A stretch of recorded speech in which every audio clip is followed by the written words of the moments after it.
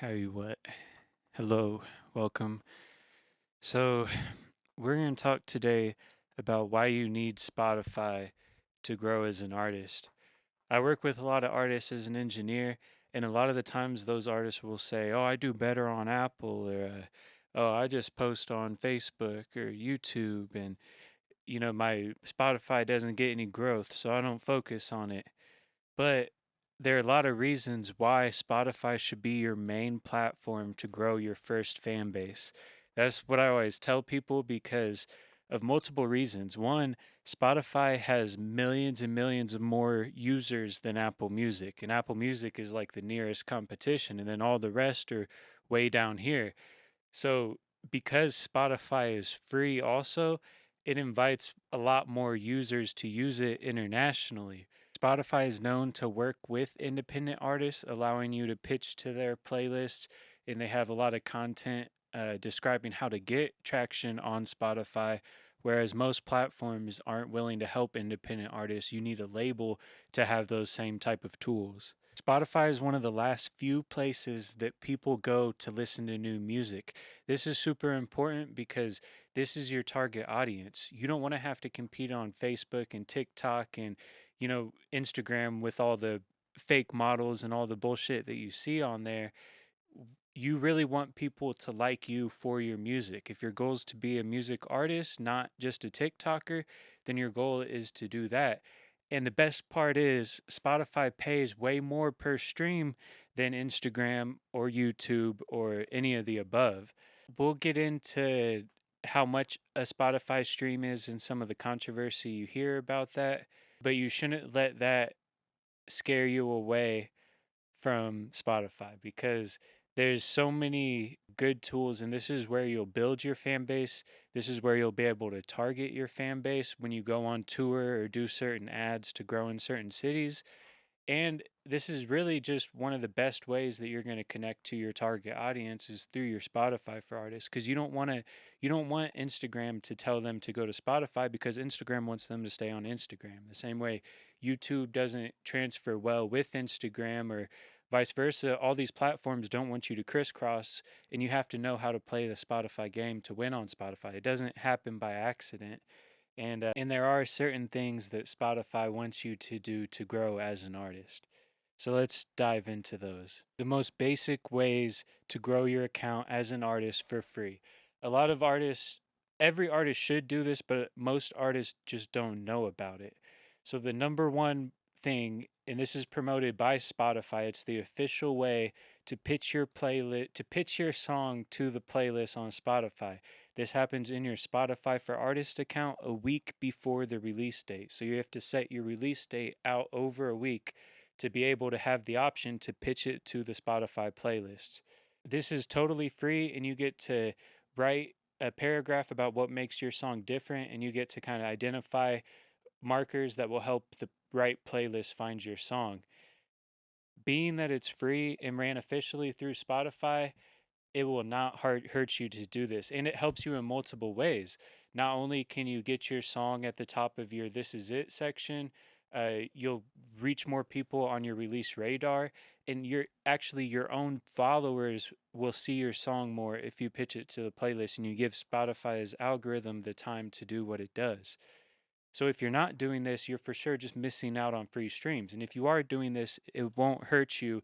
It will only get you free streams and the possibility of landing on an actual playlist and going up their playlist pyramid, as they call it. I feel like I'm leaning down into the mic like this. Let me sit up. Okay. The second thing that's free that I always preach about is getting Spotify pre saves. This is where your content on Instagram, YouTube Shorts, and guess what? Spotify Clips. Spotify Clips is the new platform on Spotify that's basically TikTok. They want you to upload short clips under a minute long of your song, your music video, anything you can do to promote your content and get views. This being a new feature is super important for the artists that hop on it now.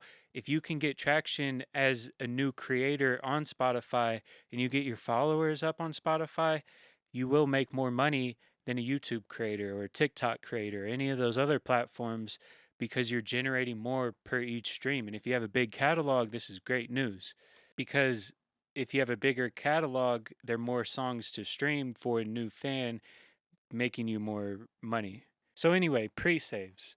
That's the second one. I always recommend an artist doing 10 different types of content so that they can have a sort of a big picture of what works and what doesn't work because you have to test these things out. You don't know exactly what's going to be your best song. You don't know what your best type of content is either. So if you do 10 different types to promote the song, say 2 weeks before the song drops while it's being pitched to the playlist, and you generate those pre saves, it helps you stand out on Spotify. Most people upload their song with zero pre-saves. This is bad. This lumps all the songs together in a million songs a day uploaded to DistroKid or Spotify. But the more pre-saves you have, it lets Spotify know this song has traction. People already like this song. This song is going to get a lot of streams the first day because that's sort of what Spotify is about, is boosting your first day, first week sales streams for that song. So the more pre-saves you can get and the more you can draw your Instagram and YouTube to Spotify with a direct call to your followers to pre-save it, the better off you're going to be. Even if it's just me and you that pre-save the song, is going to be a lot better than getting zero pre-saves. And if you make 10 pieces of content each time you drop a song and you keep finding what works the best and what doesn't work, you will generate tens to hundreds to even thousands of pre-saves, really separating yourself out, differentiating yourself from all the other artists uploading their music and getting lost in the millions of songs uploaded. If there's one thing you take from this video, try out the Spotify clips because that's a new feature that, and when they try new features like this, usually they'll help you get streams. It's usually a good thing for artists. Which brings us to the next thing of why Spotify is great is the discovery button. This allows you to put your song on discovery mode, which is Spotify boosting you up their algorithm. It's making sure that people are listening to your song. It's landing you on certain playlists catered for your song. Why would they do this? Because they take a percentage of that song, not your whole catalog, not everything you do in the future, but just of that one song while the discovery mode button is on. So it's up to you if it's a fair trade or not. If you're paying them 20 to 30% of your song, they better get you more streams so that it makes sense, because you don't want to just give away money of your song if they're not helping you grow your streams. But it's in their interest, they're incentivized to help you get streams because now they're making money from your song too. So of course they're going to want to get it a billion plays so that their 30% is like $1 million. It which is a win-win. That's the definition of a win-win. And that's really similar to what a distribution deal is, but it's taking out the middleman, which is the distribution label, and having Spotify get all the money, which is actually the same as what TikTok is trying to do too with their sound on distribution, which is their version of DistroKid or TuneCore or CD Baby. And it's supposed to help you on TikTok, but they get their percentage, which is different than DistroKid and the rest of those platforms. For the ads you can run on Spotify, this can be hugely important, especially as something to do once the song is already out.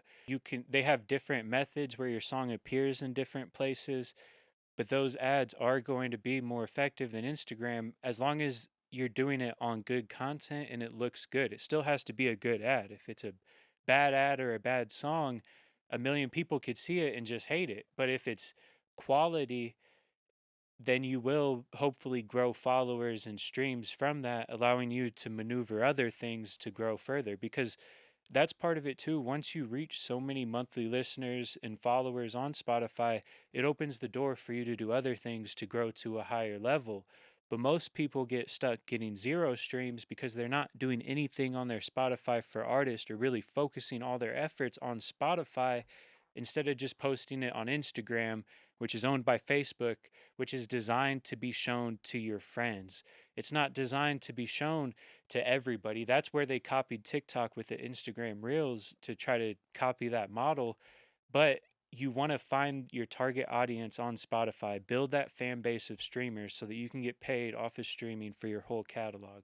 There's a lot more that you can do in each of these topics. You can go really in depth on, and that's what I plan to do on this channel. We're going to get some real examples in and really break down all the different parts. So subscribe and follow along the journey, and hopefully I'll help you get streams and make money as an artist and as a business in the music industry. Let's get it.